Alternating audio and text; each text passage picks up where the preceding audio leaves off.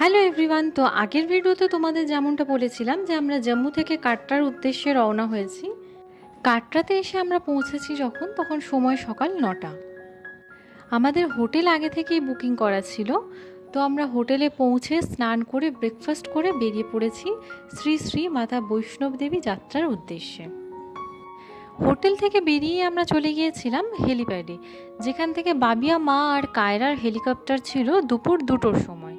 তো ওদেরকে ওখানে পৌঁছে আর আমরা আমাদের আইডেন্টিটি ভেরিফিকেশন করে নিয়ে বেরিয়ে পড়লাম বৈষ্ণব দেবী যাত্রার মূল প্রবেশদ্বারের উদ্দেশ্যে। মূল প্রবেশদ্বার থেকে মন্দিরের দূরত্ব হলো 13 কিলোমিটার।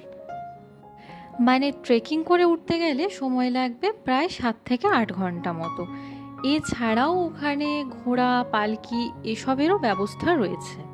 আর এখানে রাস্তার দুপাশে বিভিন্ন রকমের দোকানপাট রয়েছে, যেখানে বিভিন্ন রকমের ড্রাই ফ্রুটস, এছাড়াও পুজো দেওয়ার জন্য বিভিন্ন জিনিসপত্র আর শীতকালীন পোশাক পরিচ্ছদও পাওয়া যায়। এসে গেছি আমরা মেন গেটের সামনে, আর এখান থেকেই আমাদের যাত্রা শুরু হবে। আমাদের বৈষ্ণব দেবী যাত্রার পুরো ভিডিওটা আসতে চলেছে আগামীকাল বড় ভিডিওতে। আমার আজকের গল্পে যদি কিছু ভালো লেগে থাকে তাহলে প্লিজ একটা লাইক করে শেয়ার করে দিও, আর হ্যাঁ, সাবস্ক্রাইব করতে ভুলো না কিন্তু। টাটা।